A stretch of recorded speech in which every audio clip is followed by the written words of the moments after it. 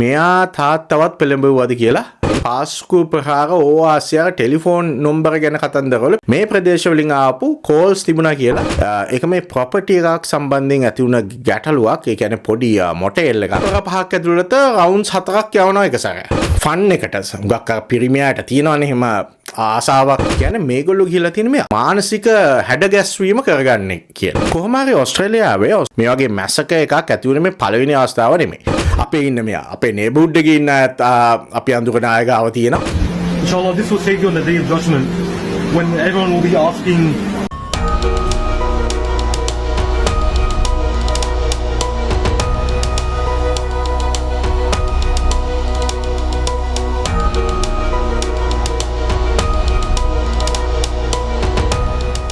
ඉතින් කොහොමද හැමෝම හොඳින් ඉන්නවා ඇති කියලා හිතනවා. ඕස්ට්‍රේලියා බොන්ඩයි ප්‍රහාරය මේක ඇත්තටම මේක දැන් හිතුවට වැඩිය මේකේ අක්මුල් දිව ගිහිල්ලා තියෙනවා විවිධ පැතිවලට. ISIS එහෙම නැත්නම් මේ ඉස්ලාමික් ස්ටේට් සංවිධානය හා සම්බන්ධකම් තියෙන ඒ වගේ කතන්දර ගොඩක් හෙළි වෙලා තියෙනවා. අන්තිම වතාවටත් මොළ හොදගෙන තියෙන පිලිපීනයෙන් ඒ වගේ කතන්දර. ඒතකොට ඕස්ට්‍රේලියාවේ මේ තුවක්කු සම්බන්ධ නීතිමය තත්ත්වයන් අලුත් වෙන්න යනවා. ඔය වගේ කතන්දර බොහොමයක් තියෙනවා කතා කරන්න. ඒ ගැන තමයි අද මේ අප්ඩේට් එක අරගෙන ආවේ. එතකොට මේ කවුද මේ ප්‍රහාරය සිද්ධ කළ පුතා නවීඩ් අක්‍රම් ගැන එයාගේ පැටිකිරිය කල්කිරියාව ඒවා ගැනත් හෙළි වෙලා තියෙනවා. එතකොට ඕස්ට්‍රේලියා බුද්ධ්‍යංශ වලට උන අතපසුවීමක්ද කියලත් පරීක්ෂණ සිද්ධ වෙගෙන යනවා. හරිනේ. එහෙනම් ඉතින් අපි කතා කරමු ටක් ගාලා මොකද්ද මේ කතන්දරේ කියලා. ඉතින් දන්නවනේ අවසනාවන්ත සිදුවීම පහුගිය 14 වෙනි ඉරිදා සිද්ධ වුණේ. අපි මේ ගැන වීඩියෝස් දෙකක් කලින් ගෙනල්ලා තියෙනවා. ඕගොල්ලෝ මේ වෙනකොට ඉතින් හුඟක් විස්තර දන්නවා ඇති. බලපු නැති අයට වීඩියෝස් උත් බලන්න පුළුවන්. හරි. එතකොට මේ ප්‍රහාරයෙන් 16 දෙනෙක් මිය ගියා. 40කට අධික ප්‍රමාණයක් රෝහල්ගත කරලා තියෙනවා. එතකොට නවීඩ් අක්‍රම් යා කෝමා තත්වයෙන් හිටියාට සිහිය ආවා. ඊට පස්සේ දැන් එයාට චෝදනා ගොනු කරලා තියෙනවා. චෝදනා 59ක් charges 59ක් සම්බන්ධ කරගෙන. මේකට ඇතුළත් වෙනවා මිනිමැරුමට තත් කිරීම, තුවාල කිරීම, බෝම්බයක් එක්ස්ප්ලෝසිව් ඩිවයිස් එකක් ප්ලාන් කරපු එක, ත්‍රස්තවාදී ප්‍රහාරයක් රජයට විරුද්ධව එල්ල කරපු එක. ඒ වගේම මේ ISIS ඉස්ලාමික් ස්ටේට් ඒ සංවිධානයේ කොඩි දෙකක් මෙයාගේ වාහනේ තිබිලා තියෙනවා. ඒවා හෑන්ඩ්මේඩ් කියලා. ඒ කියන්නේ මෙයා හදාගත්තු කොඩි දෙකක්. අනිත් කතන්දරය තමයි මේක මුලින්ම මාධ්‍යවල ගියේ මේ පාකිස්තාන් ජාතිකයෝ කියලා. ඒ කියන්නේ පාකිස්තාන් සම්භවයක් තියෙනවා කියලා. විශේෂයෙන්ම මේ පියාට සජීඩ් අක්‍රම්ට මුල් වටේ මේක සිද්ධ වුණ ගමම්ම. ඒක ඉතින් බොහෝ මාධ්‍යවල ප්‍රධාන මාධ්‍යවලත් ගියා, වෙබ් පිටුවල, එතකොට සෝෂල් මීඩියා වල ඒ විදිහට ගියා. ඔතන හැබැයි හොඳම සීන් එක උනේ මේ ගැන අහුවාම විශේෂයෙන්ම මේ නිව් සවුත් වේල්ස් ප්‍රීමියර් ඒ මහා ඇමතිවරයාගෙන් මාධ්‍ය සාකච්ඡාවේදී එතකොට ඇල්බනීස් අගමැතිවරයාගෙන් අහුවා. විශේෂයෙන් මෙතනින් කිව්වා මේ සජීඩ් අක්‍රම 98 ඇවිල්ලා තියෙන ඕස්ට්‍රේලියාවට කියලා. මොකද්ද ඔරිජින් එක අර එහෙම කියලා අහුවාම ඒගොල්ලෝ කිව්වේ නැහැ. එතකොට මාධ්‍ය වලින් කිව්වම පාකිස්තාන නේද කියලා. ඒ වීසා හිස්ටරි එක මේ වෙලාවේ කියන්න බෑ කිව්වා. ඒකෙන් තවත් කුතුහලය ආවා. ඔතන කතන්දරේ කියන්නේ අන්තිමට වෙලා තියෙන්නේ වැරදීමක්. ඇත්තටම ෆොටෝ එකක් ෂෙයා වෙලා තියෙනවා වෙන නවීඩ් අක්‍රම් කෙනෙක්ගේ. එයාත් සිඩ්නි වල ඉන්න කෙනෙක්. වෙන නවීඩ් අක්‍රම් කෙනෙක්. එයා මේ පාකිස්තාන් ක්‍රිකට් මැච් එකක් බලන්න ගිහලා තිනවා. ඒ පාකිස්තානයේ ටී-ෂර්ට් එකක් ඇඳගෙන. ඉතින් ඒක ෂෙයා වෙලා ඒකෙන් තමයි පාකිස්තාන් කතාව ඇවිල්ලා තියෙන්නේ. එතකොට දැන් මෙයා කතන්දරේට යනවා මේ ඕස්ට්‍රේලියා මේ සජීඩ් අක්‍රම් එයා ඕස්ට්‍රේලියාවට ඇවිල්ලා තියෙන. අතරම මේ ඉන්දියාවේ ඉඳලා. එතකොට මෙයා ඉන්දියන් ඔරිජින් එකක් තමයි තියෙන්නේ. හයිඩ්‍රබාද් ඉන්දියාවේ හයිඩ්‍රබාද් වල තමයි ඉපදිලා තියෙන්නේ. එතකොට ඕස්ට්‍රේලියාවට ඇවිල්ලා වරින් වර ඉන්දියාවටත් ගිහිල්ලා තියෙනවා. ඉතින් ඔය ඉන්දියන් කතාවත් ආයි කරලියට එකපාරටම ආවේ. මේගොල්ලෝ පිලිපීනට ගිහිල්ලා තියෙනවා නොවැම්බර් මාසේ. ඒකත් දැන් මම කියන්නේ ඒක ලොකු කතන්දරයක්. පිලිපීනට ගිහිල්ලා මාසයක් මෙහි ඉඳලා ඇවිල්ලා තිනවා. එතකොට පිලිපීන බලධාරීන් තහවුරු කරා මෙයා ඇතුළුනේ ඉන්දියානු පාස්පෝර්ට් එකකින් කියලා. මොකද මෙයා PR එක තිබ්බට මෙයා සිටිසන්ෂිප් ඇප්ලයි කරලා නැහැ ඕස්ට්‍රේලියාවේ කවදාවත්. එතකොට මාධ්‍යවල කියවෙන විදිහට මේගොල්ලන්ගේ එයාගේ වයිෆ් එහෙම නැත්නම් මේ නවීඩ් අක්‍රම්ගේ අම්මා ඉතාලියානු සම්භවයක් තියෙන කෙනෙක්. එතකොට එතකොට මේකට මේ ඇත්තටම මේකේ මෝටිව් එක ගත්තොත් එහෙම ඒ කියන්නේ නවීඩක් මේ වෙනකොට ප්‍රකාශය මිනිකුත් කළා නැහැ උනාට දැන්ට එළි වෙලා තියෙන එහාගේ ඉතිහාසය එක බැලුවාම කලින් කළා තියෙන දේවල් එහෙම බැලුවාම මේක කෙලින්ම මේ ආගමික අන්තවාදය තමයි මුල් වෙලා තියෙන්නේ කියලා තමයි හිතා ගන්න සිද්ධ වෙන්නේ. කියන්නේ මේගොල්ලන්ට වෙන කිසි ප්‍රශ්නයක් තිබිලා නැහැ මේ වගේ දේවල් කරන්න. මානසික ගැටලුවක්වත් ආර්ථික ප්‍රශ්නවත් අරවා මේවා ඒ කියන්නේ සාමාන්‍ය මට්ටමින් හිම මේ ડિප්‍රෙස් වෙලා එහෙම කතන්දර තිබිලා නැහැ. කෙලින්ම මේ ආගම වෙනුවෙන් ඒගොල්ලෝ දන්නේ අන්තවාදී අදහස් ආවින්දම තමයි කතන්දරේ. මේක තව ඉස්සරහට දැනගන්න පුළුවන් වෙයි. මෙතන නිකන් පේන විදිහට සාමාන්‍යයෙන් තාත්තනේ පුතාව ඉන්ෆ්ලුවන්ස් කරන්නේ මේ වගේ දේවල් වලට මේකේ පේන විදිහට පුතා තාත්තවත් ඉන්ෆ්ලුවන්ස් කරලා තියෙනවා වගේ තමයි කතන්දරයක් යන්නේ. කොහොම හරි ඕස්ට්‍රේලියාවේ මේ වගේ ඇති වුණ මේ ෂූටින් එකකින් මේ වගේ මැසක එකක් ඇති වුණ මේ පළවෙනි අවස්ථාව නෙමෙයි. පොඩ්ඩක් මම ඉක්මනට කියනවා නම් මේ වගේ ලොකු ෂූටින් එකක් ඇති වුණා ටැස්මේනියාවේ 1996 දී. ඒකේ 35 දෙනෙක් ඝාතනයට ලක් වුණා. ඒක නම් ඇත්තම මේ කිසිම අන්තවාදී කතන්දරයක් නෙමෙයි. මාටින් බයිරන් කියලා තරුණයෙක් අවුරුදු 25 ගේ. එයා තමයි මේ ෂූටින් එක කරේ. ඔයගලන්ට බලන්න පුළුවන් ඉන්ටර්නෙට් එකේ තියෙනවා විකිපීඩියා වල අර මෙහෙ විස්තර ඔක්කොම. ඒක මේ ප්‍රොපර්ටි එකක් සම්බන්ධයෙන් ඇති වුණ ගැටලුවක්. ඒ කියන්නේ පොඩි මොටෙල් එකක් වගේ. ඒ කියන්නේ බෙඩ් ඇන්ඩ් බ්‍රෙක්ෆාස්ට් අපේන ස්ථානයක් ගන්න ගිහිල්ලා ඒක වුණ දෙයක්. කොහොම හරි එයා ડિප්‍රෙෂන් එකමත් හැදිලා සුයිසයිඩල් තෝට්ස් එහෙම තිබුණ එක්කෙනෙක්. එයා තුවක්කුවක් අරගෙන ගිහිල්ලා වෙඩි තියලා ඒ කියන්නේ මේක ඇවිල්ලා ලොකු මේ ටුවරිස්ට් ඩෙස්ටිනේෂන් එක පෝට් ආතර් කියන තැන ටැස්මේනියාවේ.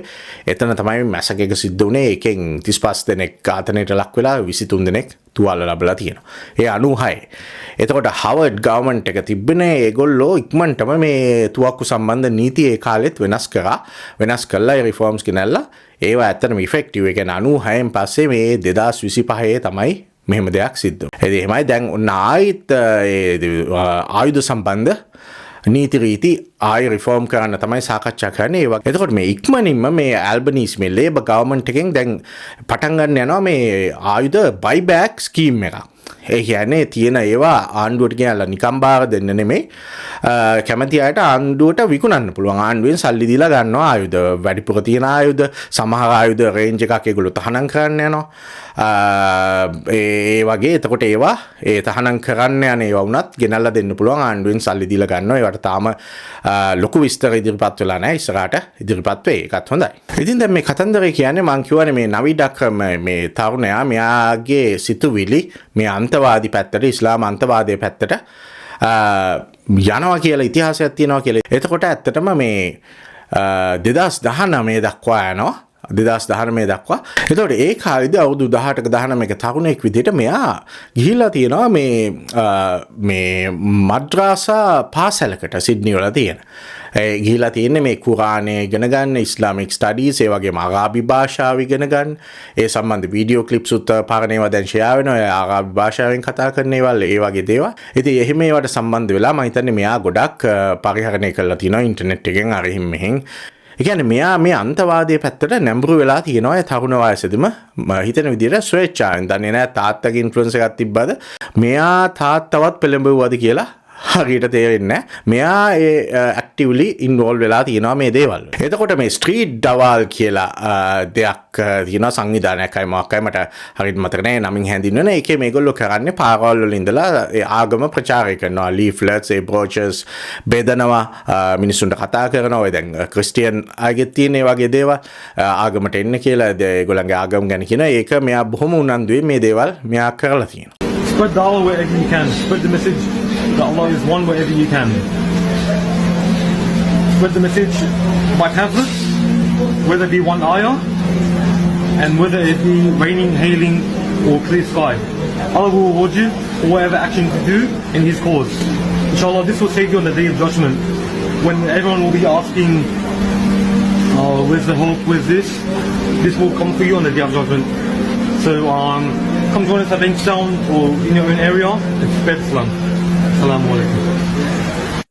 2019දී. එතකොට මෙයා එනවා ඔස්ට්‍රේලියන් සිකියුරිටි ඉන්ටෙලිජන්ස් ඕගනයිසේෂන් එක කියන්නේ ASIO කියලා කියන්නේ.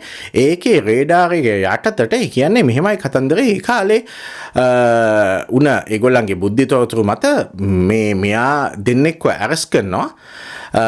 ඒ දෙන්නයින් එකන්නේ එක්කෙනෙක් ඇවිල්ලා මේ ISIS සංවිධානයේ ඔස්ට්‍රේලියාවේ සෙල් එකේ ඒගොල්ලෝ එහෙම නම් කරන්නේ ඒකේ ඒ ප්‍රධානියා හැටියට හඳුන්වාගත්ත කෙනෙක්. එයාම ඒක පොලිසියෙන් අත්අඩංගුවට ගත්තාම එයාම ඒක ප්‍රකාශ කරලා තියෙනවා එහෙම තමයි කියලා. එයා ISIS සංවිධානය හා අනුබද්ධිත ඔස්ට්‍රේලියාව ඇතුලේ ක්‍රියාකාරකම් ප්‍රචණ්ඩත්වය ඒ දේවල් සංවිධානය කරා කියලා එයා අන්තිමට බාරගෙන තියෙනවා.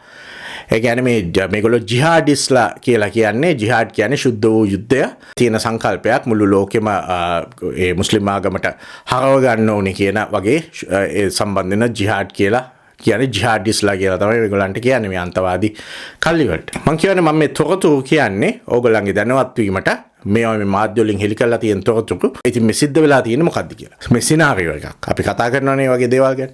හරිනේ. එතකොට එක්කෙනෙක් තව එක්කෙනෙක්වත් අත්අඩංගුවට ගන්නවා. එයා ඇවිල්ලා එයාට තියෙන චෝදනා තමයි තරුණයන්ව මේ මුස්ලිම් තරුණයන්ව පොළඹවනවා කියලා මේ ප්‍රචණ්ඩත්වය වෙත.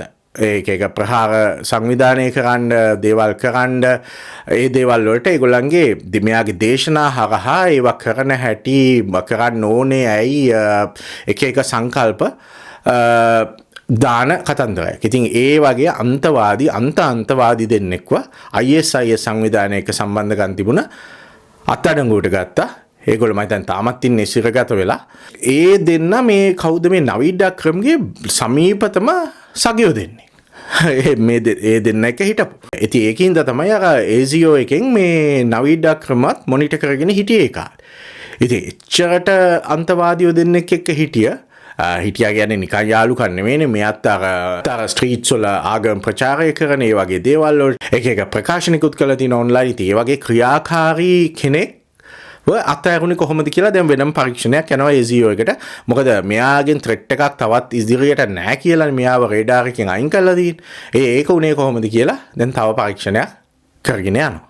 ඒ වගේම මේ නවීඩ් අක්‍රම්ගේ සම්බන්ධකම් තිබුණා කියලා තමයි කියන්නේ නිව් සවුත් වේල්ස් මේ සිඩ්නි වල ගොඩක් තියෙනවා. ඒ වගේ මේ අන්තවාදී ඒ ඉස්ලාමික අන්තවාදී එක සංවිධාන සම්බන්ධයි. ඉතින් ඉන්නවා මේ හරි ප්‍රසිද්ධ පූජකවරයෙක් හේට් ප්‍රීචර් කියලා අඳුන්වන්නේ කට්ටිය විසාම් හඩඩ් කියලා. විසාම් හඩඩ් කියලා යාට චෝදනා තියෙනවා ගොඩාක් එක දේවල් කරපු පාරගානක් තියෙනවා අන්තවාදී දේශනා පවත්වන පූජකවරයෙක් කියලා තමයි එයාගේ ඉතිහාසය තියෙන්නේ. කොහොම හරි එයා එක්කත් සම්බන්ධකම් තිබුණාද නැද්ද කියන්න අපි දන්නේ නැහැ. මේ සිද්ධිය වුණ ගමන්ම මේ විසාම් හඩඩ් එයාගේ ලෝය හරහා ප්‍රකාශයක් නිකුත් කරලා තියෙනවා. මෙයා එක කිසිම සම්බන්ධයක් එයාට තිබුණේ නැහැ කියලා. හරිද? ඒ තව කතන්දරයක්. ඒ කියන්නේ නවීඩ් අක්‍රම එක්ක. වැඩේ තියෙන්නේ දැන් මෙතන තාත්තා ගැන කොහෙන්වත් රේඩාර් එකට ඇවිල්ලා නැහැ කිසිම කතාවක්. ඒකයි මම කිව්වේ මේක නවීඩ්ගෙන් තාත්තා ඉන්ෆ්ලුවන්ස් වුණාද දන්නේ නැහැ කියලා. මොකද අන්තිම වෙනකොට මේ පෞල් ජීවිතය හොඳට තිබිලා නැහැ. ඒ තාත්තගේ අම්මගේ දෙන්න සෙපරේට් වෙලා ඉඳලා තියෙන එකම ගෙදර තමයි ඉඳලා තියෙන්නේ. උනාට ඒක සෙපරේට් වෙලා තමයි හිටියා කියලා දැන් කියන්නේ මාධ්‍යවල. ඉතින් මේගොල්ලෝ මේ ප්‍රහාරයට යන්නත් සති දෙකක් විතර මේ නවීඩුයි කවුද මේ නවීඩුයි සජීඩුයි ඒගොල්ලෝ ඉඳලා තියෙන Airbnb property එක. Airbnb ගත්ත එකක තමයි ඉඳලා තියෙන්නේ. ඉතින් මේ ප්‍රහාරය කරන්න බොහොම ආසන්නේ මේ තාත්තයි පුතයි ගිහලා තිනවා පිලිපීනයට. මේ පිලිපීනය ඇවිල්ලා මේ වෙනකොට මේ රේඩාර් එකකින් එළිය තියෙන විශේෂයෙන්ම මේ ඉස්ලාම් අන්තවාදය සම්බන්ධයෙන්. දැන් හැම වෙලාවෙම මේ ඇඟිල්ල දික් වෙන්නේ ඔය පාකිස්තානයේ ඇෆ්ගනිස්තානයේ ඔය වගේ රටවල් වලට. ඒ වුණාට ඇත්තටම ලොකු කාර්යභාරයක් කරන තැනක් තමයි මේ පිලිපීනය කියන්නේ. මේගොල්ලෝ නොවැම්බර් 1 වෙනිදා තමයි ගිහිල්ලා තියෙන්නේ ඇතුල් වෙලා තියෙන්නේ ඩවාෝ කියන සිටි එකට. මේ ඩවාෝ සිටි එක තියෙන්නේ මේ සදර්න් අයිලන්ඩ් එකක මේ මින්ඩාෝ කියලා මම හරියට ප්‍රොනවුන්ස් කරනවද දන්නේ නැහැ. ඒ වගේ දැන් දෙවනියට ලොකුම අයිලන්ඩ් එකක් පිලිපීන වල. මේ පළාත හරිම ප්‍රසිද්ධයි මේ ඉස්ලාම් අන්තවාදීන්ට. අබු සයාෆ් කියලා එහෙම විශාල කියන්නේ අන්තවාදී කණ්ඩායම් ත්‍රස්තවාදී කණ්ඩායම් හිටියා. ඉස්සර කාලේ මේ ප්‍රහාර එල්ල කරන ආණ්ඩුවේ හමුදායක අපේ ඔය LTT එක වගේ ආණ්ඩුවේ හමුදායක සටන් කරන විදේශිකයන්ව කිඩ්නැප් කරලා කප්පම් ගන්න ලොකු සංවිධාන තිබුණ පැත්තක් තමයි මේක. ඒ කියන්නේ අදටත් ක්‍රියාත්මක වෙනවා කියලා තමයි කියන්නේ රහසිගතව. ඒක තමයි මේගොල්ලෝ ගිහිල්ලා තියෙන්නේ. එතකොට මේක ක්‍රියාත්මක වෙනවා මේ ඉස්ලමික් ස්ටේට් of ඊස්ටර්න් ඒෂියා කියලා. ISEA කියලා. ISIS නෙමෙයි ISEA කියලා. ඉතින් මෙතන මේ පුහුණු කඳවුරු අරවා මේවා වැඩමුළු මේවා ක්‍රියාත්මක වෙනවා කියලා තමයි කියන්නේ.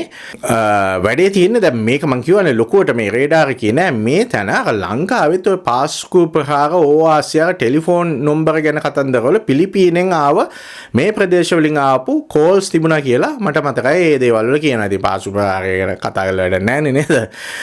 ඒක ඉතින් මහ මොලකකට බාර දීලා ඉන්න වෙන්නේ. හැබැයි ආවා කියලා. එතකොට මෙතන ලොකු දේවල් සිද්ධ වෙන තැනක් මේ පිලිපීන.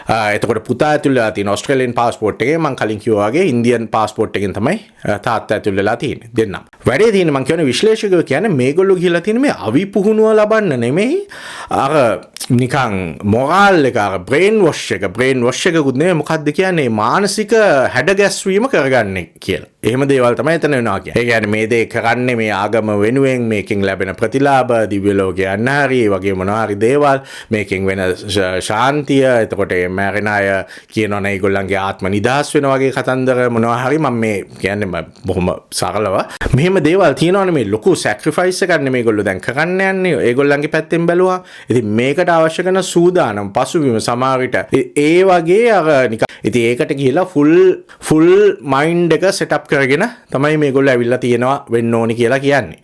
දන්නේ නැහැ ඉස්සරහට නවීඩ්ගෙන් ප්‍රශ්න කරද්දි කියයිද දන්නේ නැහැ. යා කෙලින්ම මුකුත් කියන්නේ නැතුව ඉඳිද්ද දන්නේ නැහැ. අපි දන්නේ නැහැ. ඉස්සරහට ඒ වාර්ත. ඉතින් ඒගොල්ලෝ මාසයක්ම ඉඳලා. ඒ කියන්නේ දවස් 28ක් ඔව් මාසයක් හින්දලා.